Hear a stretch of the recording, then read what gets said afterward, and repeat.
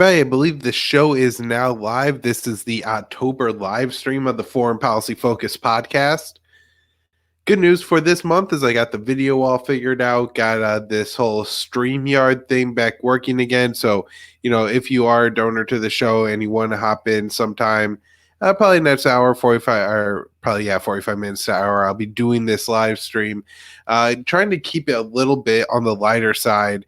And, I've talked a lot in detail about some of the things going on in northeastern Syria.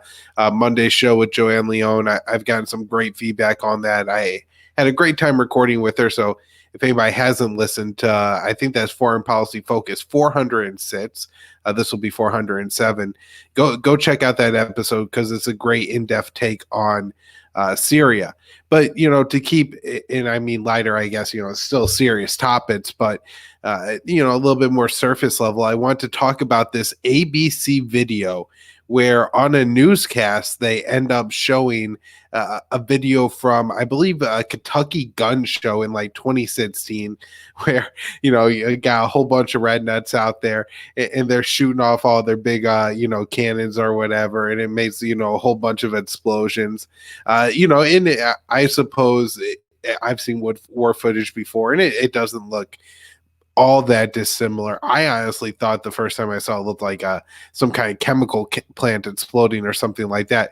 But anyway, this is the video, and ABC, I have no idea if they ran it back in 2016. I assume they probably did because I do remember the thing being all over the place. But they run this video showing.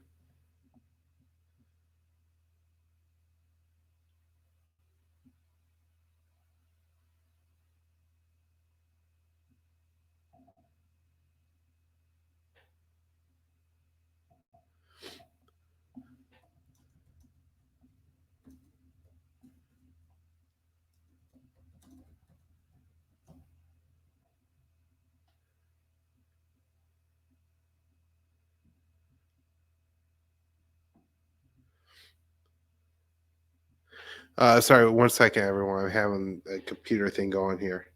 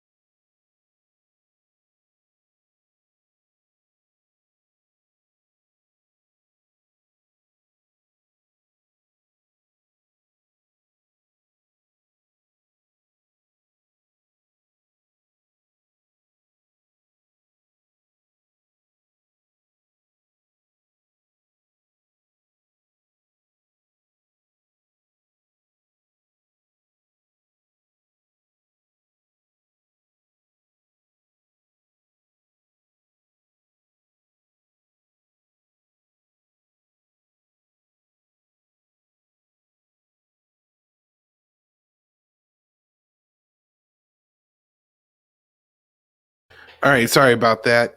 Yeah, so getting to this conversation about the video here, they show it, and they say, "Oh, this is the Syrian Kurds being slaughtered," and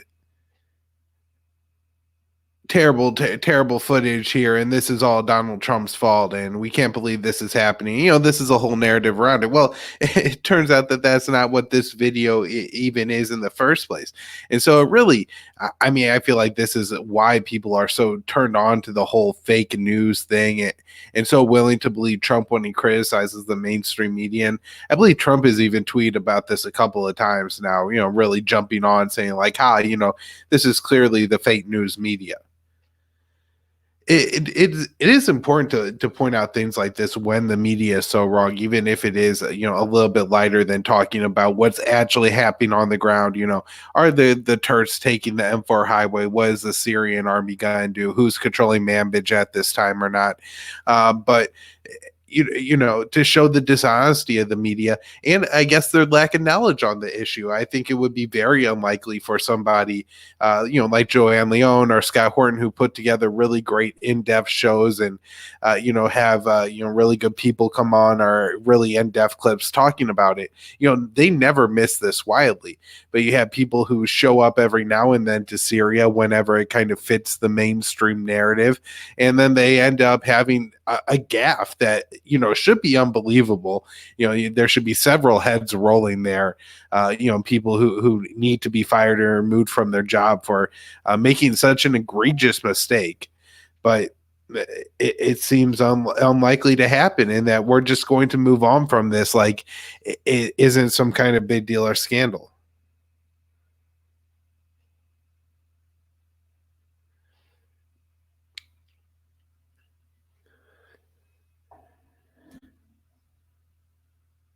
All right. A couple other things I wanted to get onto. One is Lindsey Graham, and he is on Fox and Friends. There's this tweet that I could link to in the show notes page here of Lindsey Graham saying on Fox and Friends, I believe it's a morning show, the pretty intellectual lightweights up against him. And they're kind of asking him to explain the Syria policy. And I guess this is how far down deep in the barrel they are at this point. They're having to kind of reveal like the honest truth of why the US, they believe the US needs to stay in Syria. And here's Lindsey Graham saying on Fox and Friends, well, there's 200 something Israeli troops in southern Syria, and they had the very important mission of preventing the arms, route between Tehran and Beirut. So this whole fake land bridge narrative, thinking that somehow 200 Israeli troops, along 100 miles long border between Iraq and Syria is somehow going to, prevent the arms flow from going on. But, here we do, I think, have an omission from Lindsey Graham that I had definitely not seen by such a high ranking official, that the Israelis are based in U.S. occupied Syria right now and carrying out somewhat some kind of operations, and it seems relatively important ones. In the past, we've had hints that they've attacked Iranian bad troops within Iraq, and so that's the mission. This is what Lindsey Graham is saying, and that's why we need to stay in Syria. Now, I think if you ask an American, hey, do 1,000 U.S. troops possibly need to stand in the way of Turkey and the Syrian Kurds and potentially, destroy our NATO alliance with Turkey, get a whole bunch of U.S. troops killed, potentially go to war with Turkey, all on behalf of the Syrian Kurds, and because the Israelis need to stay in Syria to prevent Iran from being able to ship weapons to Hezbollah. I can't imagine that any American would actually sign on to this policy.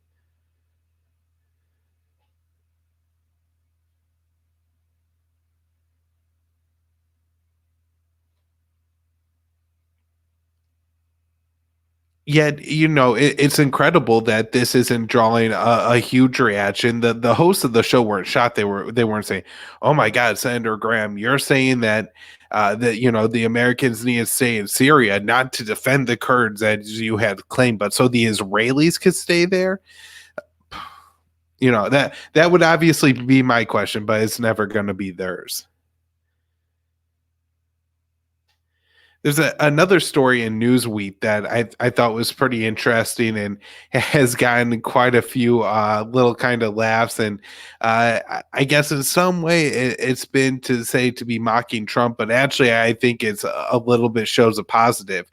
And that is you have this situation, in Syria because the U.S. announced that they were leaving, that you had two kind of opposing forces, the Syrian government and the Turkish government looking to secure territory in what Turkey wants to be the safe zone and what Syria, is part of the Syrian state. So they want to take control over it. So Syria cuts a deal with the Kurds to move in, but in doing so, this deal is brokered by ISIS. And again, this Newsweek story says that kind of a high-ranking Pentagon official explains that what happened here is the U.S. forces were somehow in contact with Russian forces to quickly navigate through a difficult area to be able to reach Manbij, the city that the two sides were racing to here. That way they could secure the city before the Turks got there. And I guess, for anybody, I think, who wants a swifter end to the Syrian civil war, at this point, it seems like the faster and more peacefully Assad gets control of territory, the better. I don't see any reason why Turkey really has to invade some cities like Manbij or anything like that. It doesn't seem to be in any way more than a big complicating factor for the Syrian war.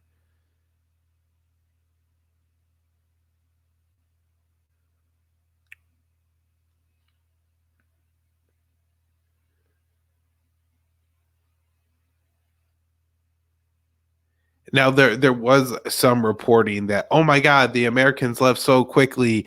They tried to, I think, make it be like the Americans had like 2 hours. There were sirens blaring. Everybody was trying to grab the last of their boots and sods from their drawers. They left all this stuff behind. Well, I was talking to Joanne Leone about it earlier, and she had said, like, have you seen how young men live? They were messy. They left their soda cans and snack wrappers around. They didn't leave anything important. It's not like they left a crate of tow missiles or any M4s laying around. Nobody got a bunch of weapons or maps or any kind of intelligence. There's absolutely no signs of reporting of that. Just that the Americans left a mess behind them.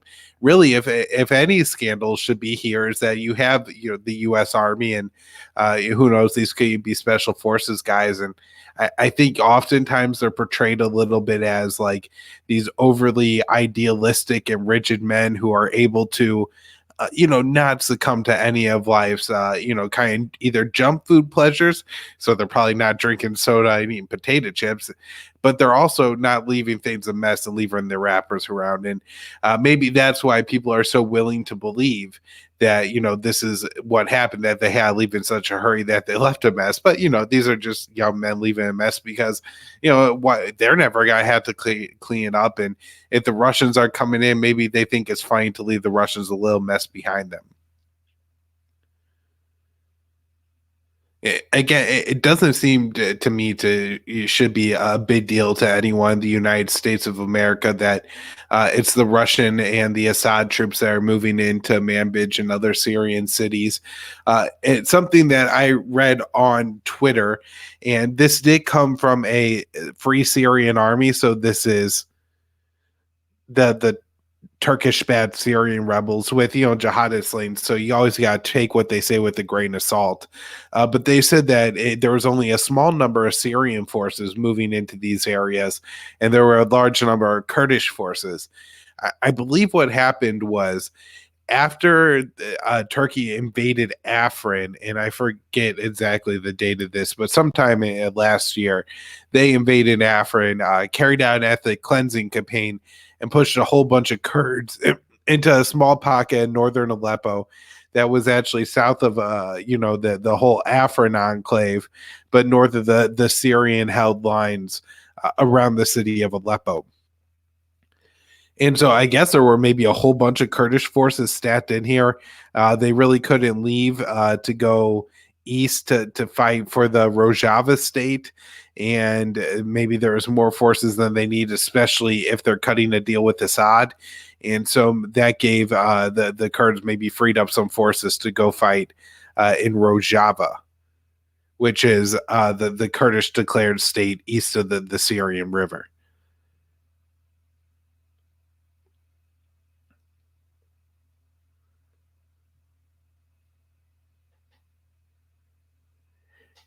Sorry, the one of the hard things about these live streams is that if I don't know where I'm going or if I go down a little tangent, unlike when I do the solo shows by myself, I just hit the pause button, collect my thoughts for a few minutes, and then get talking again. So this is something new that I'm doing and still getting better at it, I hope. A couple other things on Syria that I wanted to mention on tonight's live stream, and I guess these will probably be a little bit more technical, is it does seem that only a few of Assad's forces are moving into some of these cities, especially the ones like along the M4 highway. And so, Erdogan and the Turks are saying that, hey, they're not declaring a ceasefire and they're not stopping their operation to create this safe zone. So that does seem to be, at least right now, the Erdogan side is bluffing at picking a fight with the actual Syrian state. Now, from all reporting and my understanding, Russia was at least involved in brokering this deal between the Syrian Kurds and Assad. And if they play any role as a guarantor, Turkey, trying to take Syrian towns in Kurdish Syrian towns from the Syrian Arab army and the Syrian Kurds, I would assume would be some kind of violation, or at least Russia would be opposed to it, as saying that, we're cutting a deal with the Kurds to help them. If Turkey rolls in and starts killing Syrian troops, then maybe Russia will try to fulfill that deal and either get Erdogan to stop or just fight a war. I don't know. Very interesting, as again, Turkey is a NATO member state. Of course, you've had the entire U.S. establishment going on for the past few weeks about how we need to stop and defend the Kurds from, the Syrian Turks and pick a fight with our NATO ally. But who knows? Maybe our NATO ally is about to pick a fight with Assad or, Iran or Russia even. So, those are the real dangers of what's happening right now and unfolding in northern Syria. Hopefully, cooler heads prevail here and eventually Erdogan will back off. From my understanding, the Turkish economy isn't all that strong. There's a pretty good Around the Empire podcast not that long ago where Joanne interviewed a libertarian named Tom Logano.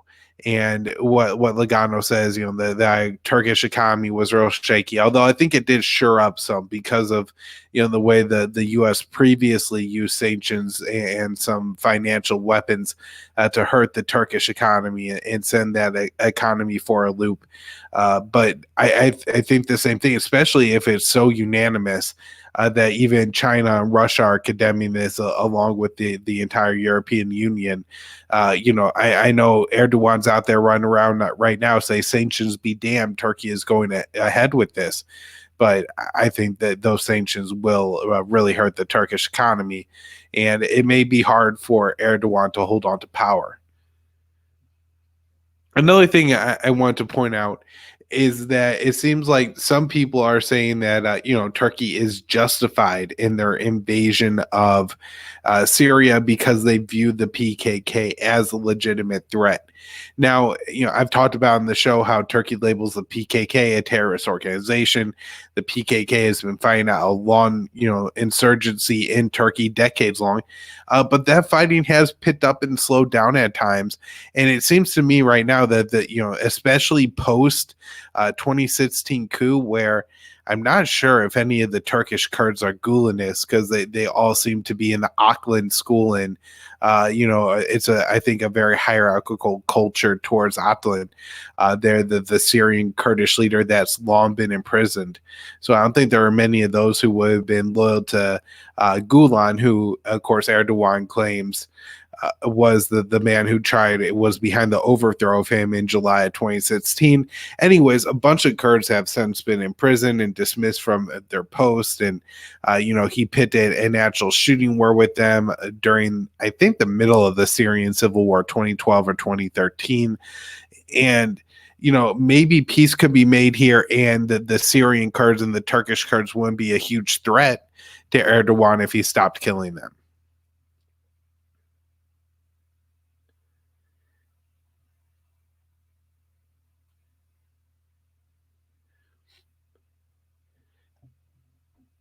frequent guest of the show, great guy, Will Porter. Um, Put together a pretty good document here, and I think he's going to post it up at the Libertarian Institute. So anybody, when you're on the Libertarian Institute listening to this show, just quickly go over to the blog and you're going to find Will's post about Iran US kind of hostilities and what's happened since really Trump took office and withdrew from the JCPOA. So that's the first important date Will has here, 2018, May 8th.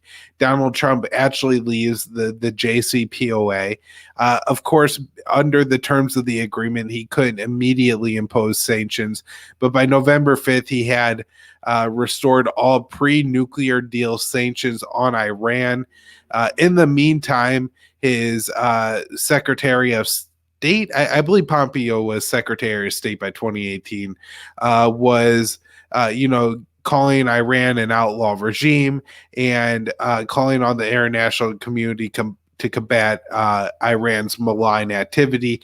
And this is kind of just going on and on what Pompeo does, leveraging these 12-point ultimatum speech against Iran, which, of course, as I talked about in the show and probably with Will sense at the time, many of those points are things that Iran couldn't reach if they wanted to because Iran isn't currently doing them.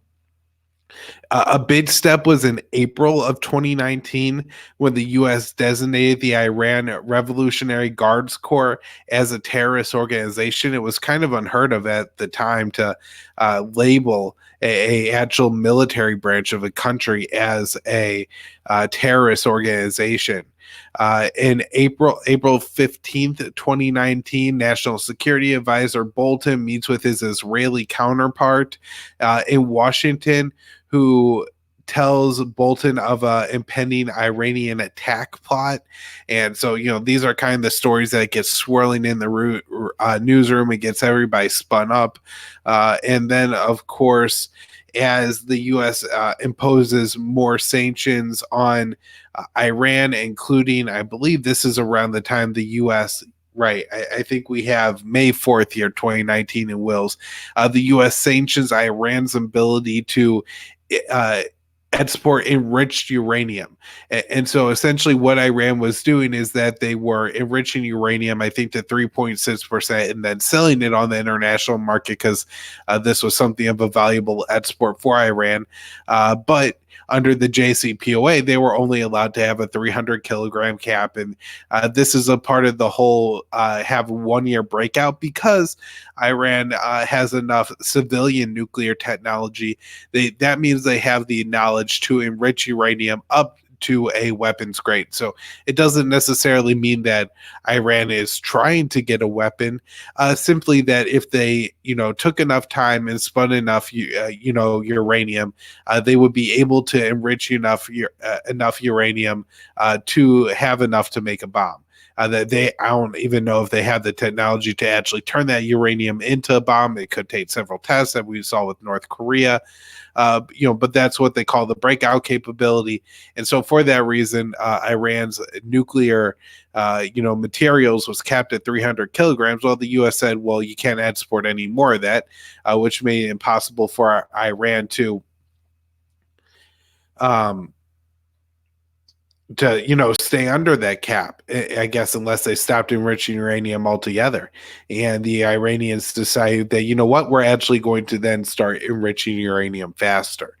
The U.S. deployed a whole bunch of different troops to the Middle East, in response to this, a lot to Saudi Arabia, and then a carrier strike group, the USS Abraham Lincoln, into, I believe, near the Persian Gulf, and has only remained in the Arabian Sea and has not yet entered the Gulf.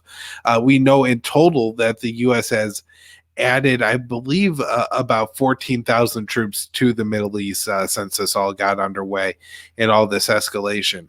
On May 12th, we had the 4 tankers that were damaged in the UAE port.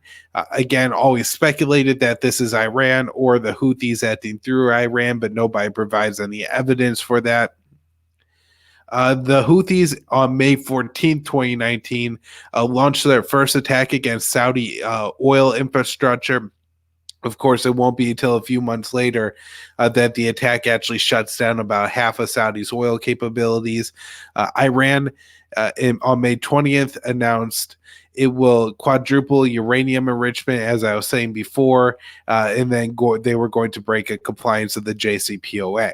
Now, Will doesn't point this out in the document because it's just a quick timeline, but it is important to mention that in the JCPOA, it states that if the U.S. leaves, Iran can withdraw and walk back its commitments. And so that's the process that's happening here. May 24th, another 900 U.S. troops and Patriot missile battalion head to Saudi Arabia. June 17th, the U.S. sanctions Iran's petrochemical industry, further hurting Iran's economy, which, by summer of 2019, now is taking some damage from the U.S. sanctions. It's not a good situation. And I mean, I guess I've heard that Iran has started to develop and cope with U.S. sanctions because that means that, medicines are being cut off, and they actually have quite a full and a very substantial internal pharmaceutical industry, but that doesn't necessarily mean that they could produce all the medicines, and if there's enough sanctions, eventually they start running out of some supplies they can't replace. June 13th, 2019, two tankers were attacked in the Persian Gulf. Some claims by limpet mines, other claims by, and this includes the ship's captain, projectile flying objects hitting the ships. It's all blamed on Iran, again, with no evidence.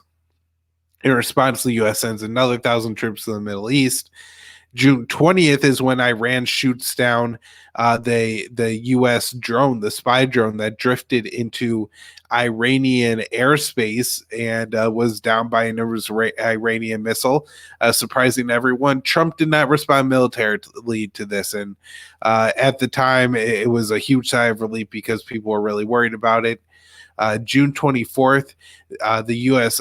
put sanctions on the supreme leader of Iran and other top officials. On July 4th is when the British Royal Marines seized the Grace 1 tanker, claiming that was in violation of EU sanctions by selling oil to Syria. And, this kind of kicked off a small little version of this whole story where there's a tanker battle now between the UK and Iran. Iran ends up seizing at least one, but I think two UK tankers in response. Since then, all the tankers have been released, and the claims are at least that the Iranian tanker ended up selling the oil to Syria. On July 31st, another important date, we had the U.S. sanctioning Foreign Minister Zaif. This is a very important figure in negotiating the JCPOA the first time, somebody who's willing to work with the Americans, and, he doesn't end up being able to talk to the U.S. very easily because of these sanctions. It causes some problems with him maybe traveling to the U.S. or meeting with Americans. The sanctions have been a problem, of course, in the peace process between North and South Korea, and I've talked about that in the past on the show.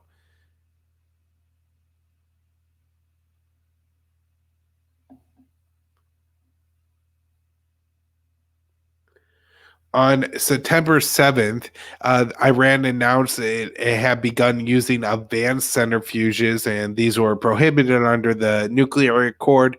Will records this as the third stage of non-compliance. September 14th is the huge date where the Saudi missile attacks on Saudi Houthi missile attacks and drone attacks on Saudi oil infrastructure, taking down allegedly half of Saudi Arabia's oil production. Within a week, they said it was all up and running. There's a lot of doubt behind that.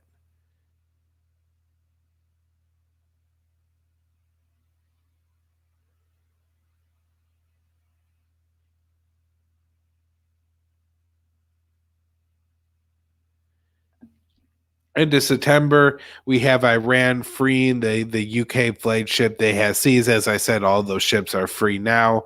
And then right here at the middle of October, we have another 3,000.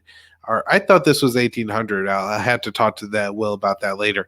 But troops that were again sent over to Saudi Arabia. I believe this included missile battalions, missile defense battalions, and also some Air Force or fighter jet kind of planes situation.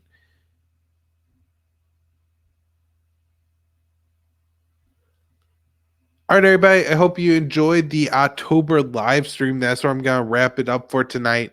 I may or may not run this as an episode of the show tomorrow, but it will be on the Patreon page. Donors can always have access to it. And I appreciate you all for supporting the show.